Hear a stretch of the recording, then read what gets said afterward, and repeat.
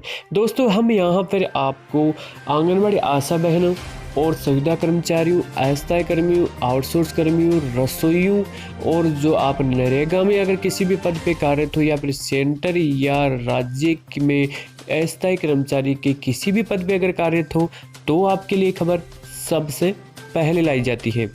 तो जैसा कि पता होगा मोदी जी ने दूसरी बार प्रधानमंत्री की शपथ ले ली है। तो मोदी जी के पास में बहुत बड़ी 2-3 चुनौतियां हैं किसानों की और जो बेरोजगारों की। सबसे ज़्यादा बड़ी बेरोजगारों की चुनौती है और जो रोजगार जिनको दे रखा है उनकी मेन यही चुनौती है कि उनको टाइम से वेतन मिले और वेतन में भी बढ़ोतरी की जाए।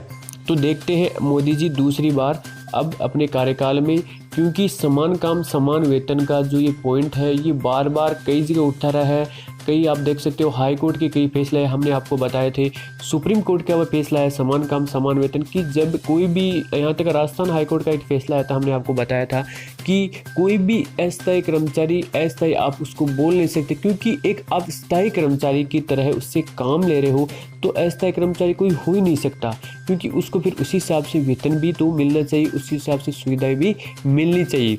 तो उसी के बेस पे आज एक बहुत बड़ा फैसला सरकार लाने जा रही है, उस पर विचार हो रहा है, अभी का न्यूज़ है करंट का। तो हम आपके लिए लेकर के हाजिर हो जाते हैं।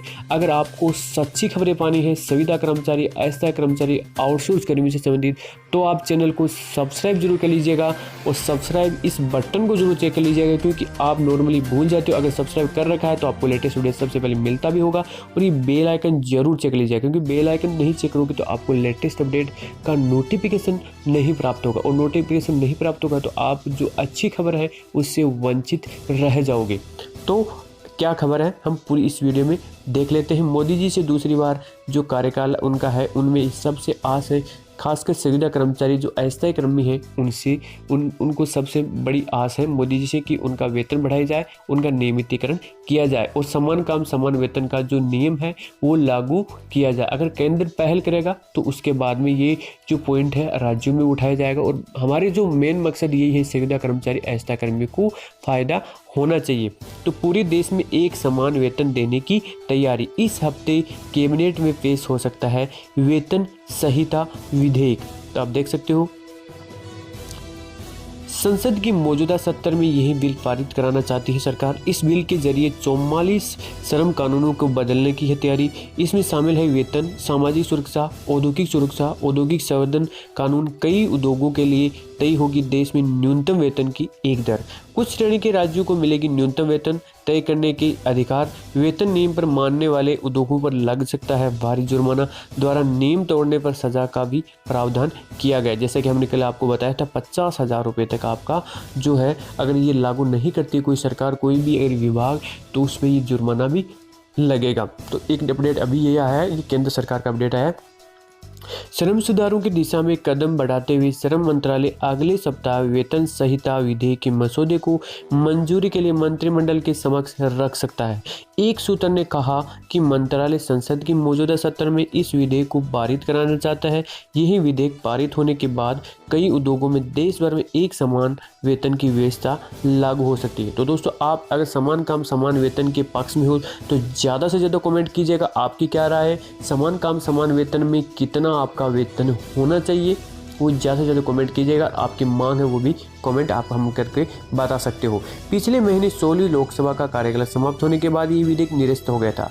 मंत्रालय को अब विधेयक की संसद की किसी भी संसद में नई सिरे से पेश करने के लिए केंद्रीय मंत्रिमंडल की अनुमति की जरूरत होगी। सूत्र ने कहा कि मंत्रिमंडल वेतन संहिता विधेयक पर अगले महीने मंजूरी दे सकता है। श्रम मंत्रालय इस विधेयक को संसद की मौजूदा सत्र में पारित कराना चाहता है। इससे पहले विधेयक को 10 अगस्त 2017 को लोकसभा में पेश किया गया था। इससे 21 अगस्त 2017 को संसद की स्थायी समिति के पास भेजा और समिति ने रिपोर्ट 18 दिसंबर 2018 को सौंपी थी। वेतन संहिता विधेयक सरकार की ओर से परिकल्पित 4 संहिताओं में से एक है। ये 4 संहिताएं पुराने 44 श्रम कानूनों की जगह लेगी। यह निवेशकों की सहूलियत और आर्थिक वृद्धि को बढ़ावा देने के लिए निवेश को आकर्षित करने में मदद करेगी। ये 4 संहिताएं ही वेतन, सामाजिक सुरक्षा, औद्योगिक सुरक्षा व कल्याण और औद्योगिक संबंध है। वेतन संहिता विधेयक, मजदूरी भुगतान अधिनियम 1936, न्यूनतम मजदूरी कानून 1948, बोनस भुगतान कानून 1965 और समान पारिश्रमिक अधिनियम 1976 की जगह लेगा। विधेयक में प्रावधान किया गया है कि केंद्र सरकार रेलवे और खनन समेत कुछ लोगों के लिए न्यूनतम मजदूरी तय करेगी, जबकि राज्य अन्य श्रेणी के रोजगारों के लिए न्यूनतम मजदूरी निर्धारित करने के लिए स्वतंत्र होंगे। और विधेयक के मसौदे में कहा गया कि न्यूनतम मजदूरी में हर 5 साल में संशोधन किया जाएगा। तो सूत्रों के अनुसार इस वेतन संहिता विधेयक में कम वेतन दिए जाने की स्थिति में जुर्माना लगाए जाने का प्रावधान भी होगा। यदि कोई नियोक्ता तय मजदूरी से कम भुगतान करता है तो उस पर भारी जुर्माना लगेगा। इसके अलावा अगर नियोक्ता दूसरी बार यह गलती करता है तो उसे सज़ा के साथ जुर्माना भी देना पड़ेगा, जैसा कि हमने आपको बताया।